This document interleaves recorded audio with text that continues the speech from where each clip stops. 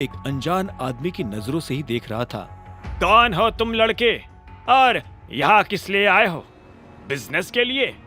अभिनव ने एक सांस छोड़ी और मन ही मन उस बूढ़े को थैंक यू भी बोला। उसे लगा कि अगर वो फिलहाल बीच में नहीं आता तो उसके चारों गार्ड्स बिना वजह जख्मी होकर रोने लगते। जी, बिजनेस के लिए। अभिनव ने मुस्कुरा कर कहा, क्या हम अंदर चलकर और बात कर सकते हैं? मुझे नहीं लगता कि किसी अच्छे ऑफर को अपॉइंटमेंट की परछाई में छिप जाना चाहिए। उस बूढ़े आदमी यानी अरबाज ने एक और बार सिगार फूंकते हुए अभिनव को देखा और फिर वो हंस पड़ा। अभिनव अरबाज से मिलने तो चला आया था, लेकिन उसके पास कोई अपॉइंटमेंट नहीं थी। ऐसे में अरबाज के गार्ड्स उसे बाहर निकालने ही वाले थे कि तभी इतने में एक बूढ़ा अभिनव के पास आ गया। जब उसने अभिनव की बात सुनी तो वो जोर जोर से हंसने लगा और बोला, देखो, अगर जेब में माल हो तो ही बात करना। मुझे भिखारियों को अपनी थाली में से खाना खिलाने का कोई शौक नहीं है। ये सुनते ही अभिनव मुस्कुराया और बोला, चिंता मत कीजिए, भिखारी के पास पहले ही बहुत सारा खाना है। आप उसे खिलाए या ना खिलाए, वो आपको बहुत कुछ खिला सकता है और इतना खिला सकता है कि आपका पेट फट जाए। ये सुनते ही वो बूढ़ा और जोर जोर से हंसने लगा था। वो बूढ़ा और कोई नहीं बल्कि खुद अरबाज ही था। अरबाज को इस दुनिया में सबसे ज्यादा अगर किसी चीज से प्यार था तो वो था पैसा।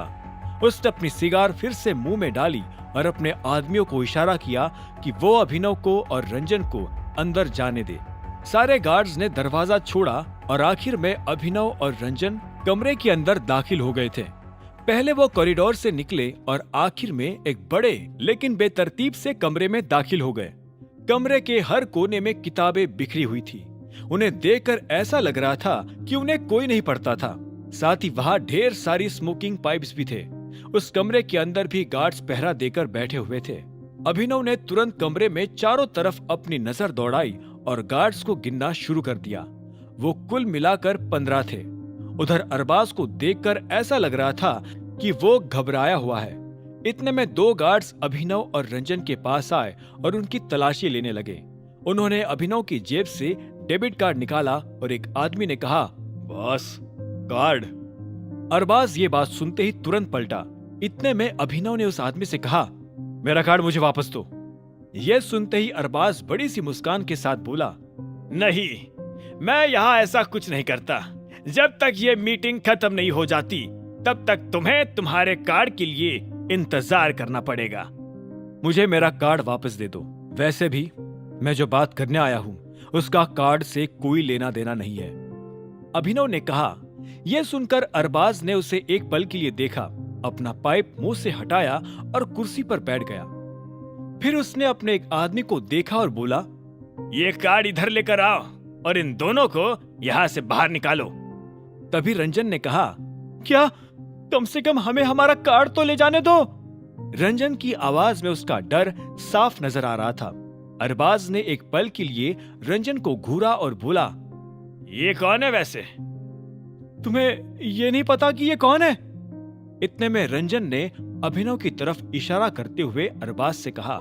यह सुनते ही अरबाज की नजरें रंजन से हटी और अभिनव पर जा टिकी। उसने अभिनव को देखा और बोला, पुलिस वाला है, जासूस है, मीडिया से रिपोर्टर, मुख्यमंत्री, प्रधानमंत्री, अगर ये भगवान भी हो तो भी मैं इससे नहीं डरता, क्योंकि इस वक्त ये मेरे कमरे में खड़ा है।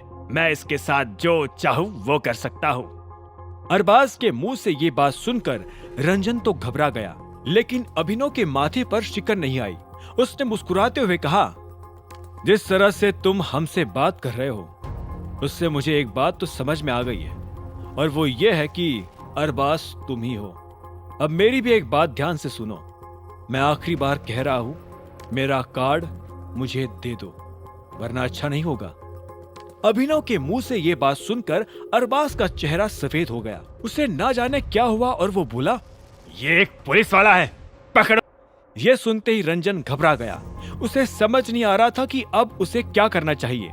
इतने में जिस लड़के के हाथ में अभिनव का कार्ड था वो थोड़ा सा पीछे हुआ और बाकी लोग अभिनव की तरफ धीरे धीरे बढ़ने लगे। आगे की कहानी जानने के लिए देखें अगला एपिसोड सिर्फ पॉकेट एफएम के यूट्यूब चैनल पर। और द रिटर्न ऑफ टाइगर के सारे एपिसोड्स को सुनने के लिए डिस्क्रिप्शन में दी लिंक से डाउनलोड करें पॉकेट FM ऐप।